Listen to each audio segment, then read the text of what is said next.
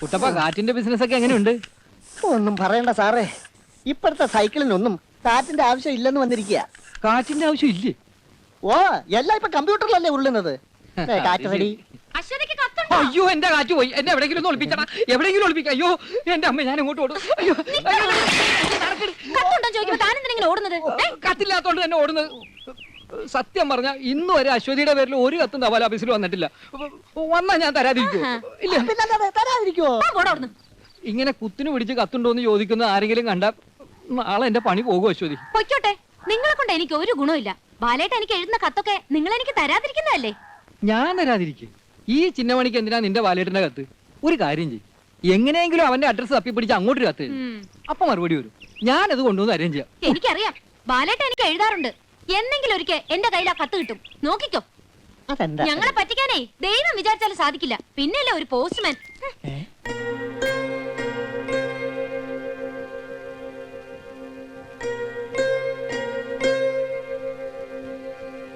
എന്താണോ നോക്കുന്നത്? പോടോ.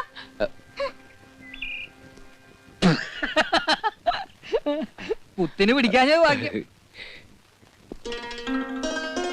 പിന്നെ ഞാനൊരു തമാശ പറഞ്ഞാൽ അതൊരു തമാശയായിട്ട് തോന്നിയ ഒന്ന് ചിരിച്ചേക്കണം.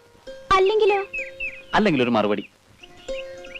പേടിക്കാനൊന്നുമില്ല, ചെറുതായിട്ടൊന്ന് ഞെട്ടും, അത്രേ ഉള്ളൂ. പറയട്ടെ, എനിക്ക് ഹലോ,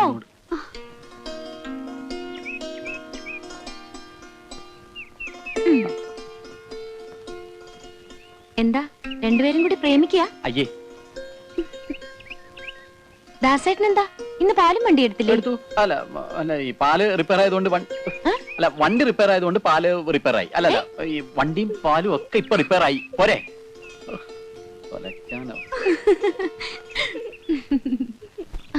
നിന്റെ കളിതമാശ കുറച്ച് കൂടുന്നുണ്ട് കേട്ടോ. അല്ലെങ്കിൽ ആളും തരം നോക്കി സംസാരിക്കാൻ നിനക്കറിയില്ല. അയ്യോ, സംസാരിച്ചത് കുഴപ്പമായല്ലേ? ആ, ബാലേട്ടൻ ഇങ്ങോട്ട് വന്നോട്ടെ, ഇതിനൊരു തീരുമാനം ഉണ്ടാവോ നോക്കാം. പോടി അവിടുന്ന്, നിനക്ക് വട്ട.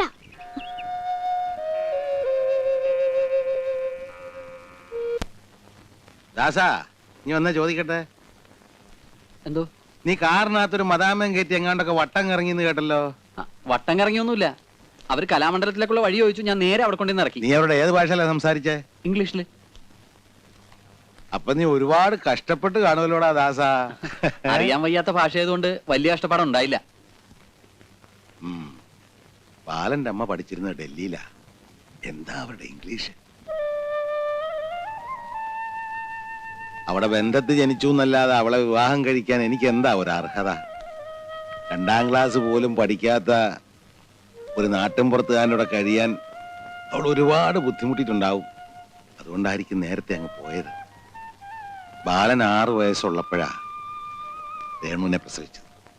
ഇവക്ക് 3-4 വയസ്സായപ്പോഴാ ഞാൻ 4-5 ഇംഗ്ലീഷ് വാക്ക് പറയാൻ തന്നെ പഠിച്ചത്. അല്ല, പ്രസവിക്കാനിപ്പോ ഇംഗ്ലീഷ് പഠിക്കണമെന്നൊന്നുമില്ല. അതല്ല, പ്രസവിക്കാൻ ഇംഗ്ലീഷ് പഠിക്കണോണ്ടും കുഴപ്പമില്ല അല്ലേ?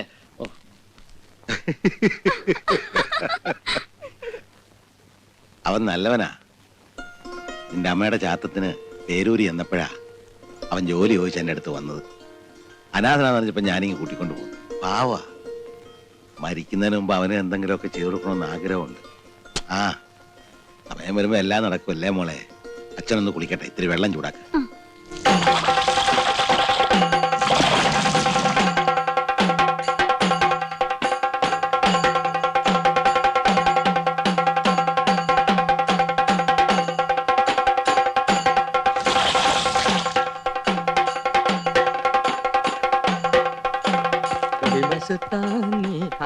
സാറെന്താ ഇവിടെ നിൽക്കുന്നത്? അങ്ങോട്ട് പോണില്ലേ? എന്താ ഇവിടെ?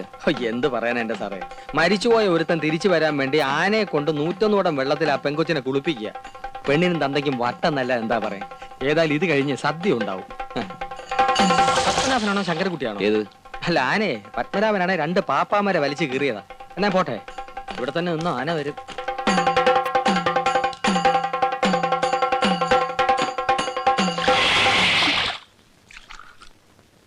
എന്തേ 101 കൊടുത്ത് നിർത്തിക്കളഞ്ഞേ? 1001 ആവായിരുന്നില്ലേ? ചന്നി കയറി ചാവായിരുന്നു. ചുക്ക് കാപ്പിയാ, ഇത്തിരി കുടിച്ചോളൂ, പനിക്ക് ഇത്തിരി ആശ്വാസം കിട്ടും. കുടിക്കാനാ പറഞ്ഞേ. ഞാൻ കൊടുത്തോളാം. ഇത് കുടിക്കില്ല കുട്ടിയെ. ഇതിന്റെ തലയിലെടുത്ത് വേറെയാ. എഴുതിയ ദൈവത്തിന് പോലും അതിപ്പോ വായിക്കാൻ ബുദ്ധിമുട്ടാ. അല്ല പിന്നെ അനുഭവിക്കുക തന്നെ ഇല്ലണ്ടപ്പോ എന്താ ചെയ്യാ? സാരമില്ല, ഉറങ്ങിക്കോളൂ. ഓം ഹ്രീം സ്വാഹ ഓം സ്വാഹ.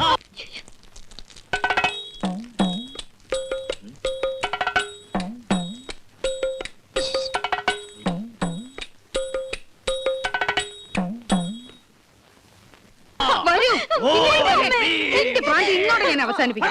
വരൂ, അവിടെ ഇരിക്കും. ഇരിക്കാൻ, ഇരിക്കാൻ. അങ്ങോട്ട് കെട്ടുപണിക്കരെ എന്നെ ചതിക്കാനാ. ശൈവഭൂതങ്ങളെയും അവരുടെ മരുമക്കളെയും മാറ്റിയെടുത്ത് ഞാൻ കെട്ടിയ ഈ ഉറുക്ക് ധൈര്യത്തിലെ കയ്യിൽ കെട്ട്. ഇനി ഒരുത്തന്റെ ചിന്തകളും ഇവളെ ബാധിക്കുകയില്ല. സകല ബാധകളും ഒഴിഞ്ഞു മറഞ്ഞു പോകും. ഓം ഹ്രീം ക്ലീം സ്വാഹ. ഒരു ചെമ്പ് ശുദ്ധമായ ജലം കൊണ്ടുവരൂ.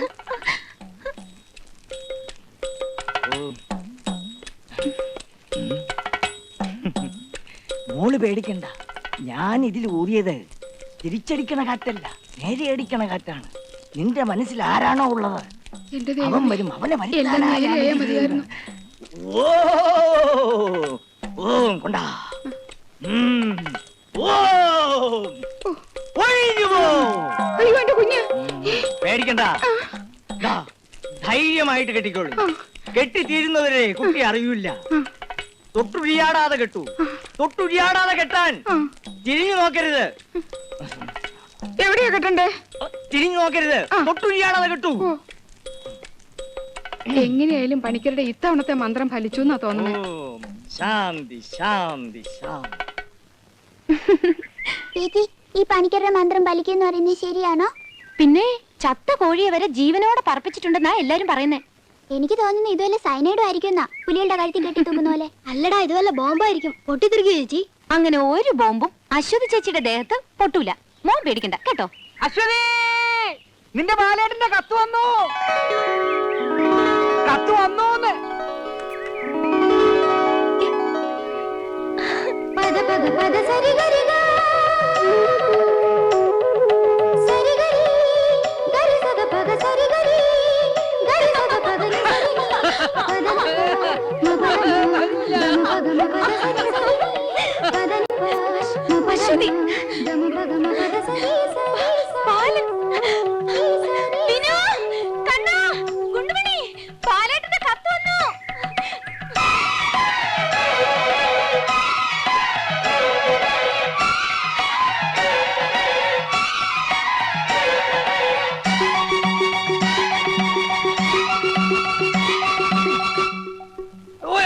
എന്റെ അമ്മ.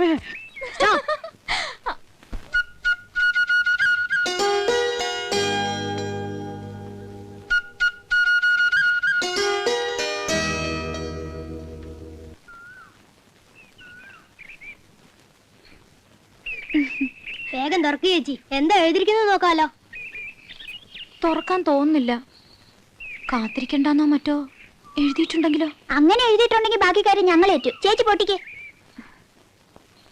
എന്നാ തുറക്കട്ടെ.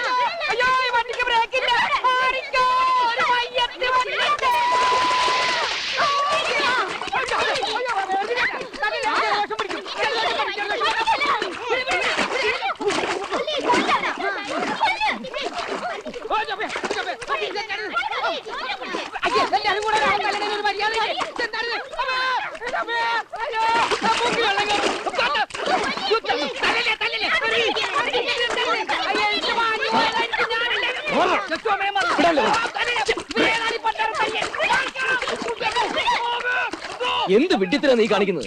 ഈ പാവത്തിന് തല്ല നാണമില്ലേ? തല്ലി കൊല്ലും ഞാൻ. എന്നെ പറ്റിക്ക് അവനോട് ആരാ പറഞ്ഞേ? കൊല്ലും ഞാൻ. തൊട്ടുപോരുത്. ഛെ, പോടാ.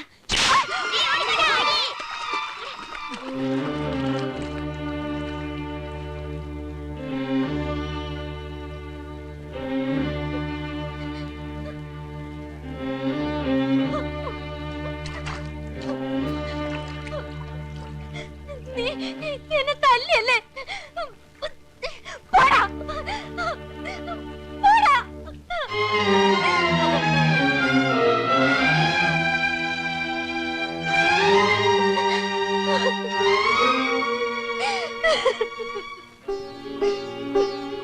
വയ്യ ബാലേട്ട, ഇങ്ങനെ കാത്തിരിക്കാൻ വയ്യ. എല്ലാവരും എന്നെ പരിഹസിക്കുന്നു. വയ്യ.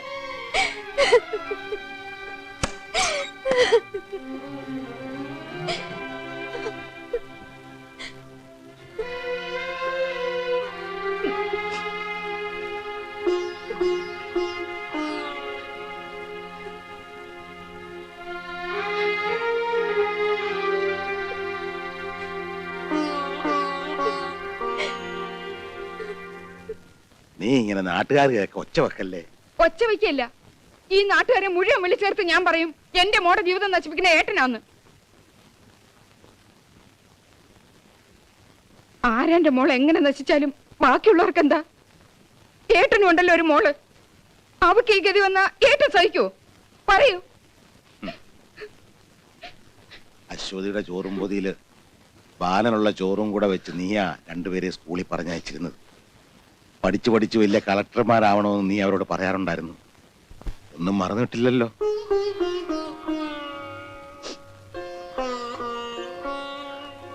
അമ്മയില്ലാതെ വളർന്ന എന്റെ കുഞ്ഞുങ്ങൾക്ക് നീ ഒരു അമ്മയായി. വലിയ വലിയ മോഹങ്ങൾ നീ വെച്ച് പുലർത്തിയപ്പോഴും ഞാൻ അത്രത്തോളം ഒന്നും ആശിച്ചില്ല. നീ തന്നെയല്ലേ അവനെ അവൾക്ക് വേണ്ടി പറഞ്ഞു വെച്ചത്. നിന്റെ വേദന എന്താണെന്ന് എനിക്കറിയാം. അതുപോലെ തന്നെ ചെറിയടത്ത് തറവാട്ടിലെ തന്റെ വേദന നീയും മനസ്സിലാക്കിക്കൊള്ളാം. മരിച്ചു മണ്ണടിഞ്ഞു പോയതിനെ കുറിച്ച് ഇനി വേദനിച്ചിട്ട് എന്താ കാര്യം? ലീലാവതി,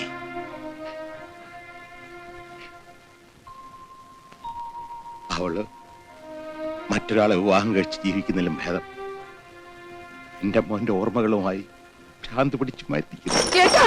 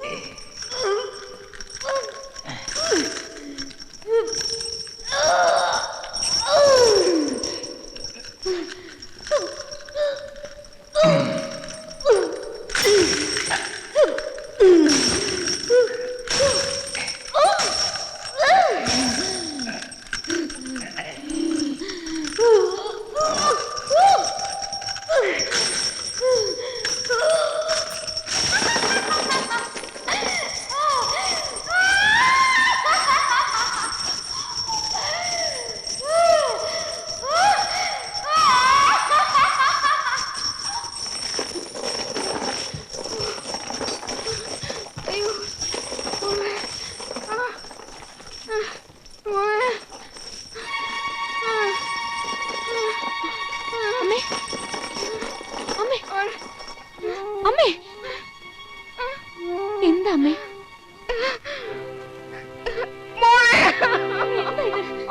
ആ പെണ്ണിന്റെ ജീവിതം നശിപ്പിക്കുന്നത് ഇയാൾ ഒറ്റ ഒരുത്തനാ. ഞാനോ? അല്ലടോ, ദേ നിക്കുന്നത്. ചത്ത് മണ്ണടിഞ്ഞു പോയവനിങ്ങ് തിരികെ വരാൻ പോവല്ലേ. എന്തോ ഒരു വിവരക്കേട്. അല്ല ഇത് വേണ്ടേ? ഉണ്ടല്ലേ, ദേ അവിടുത്തെ പുല്ല് വരും.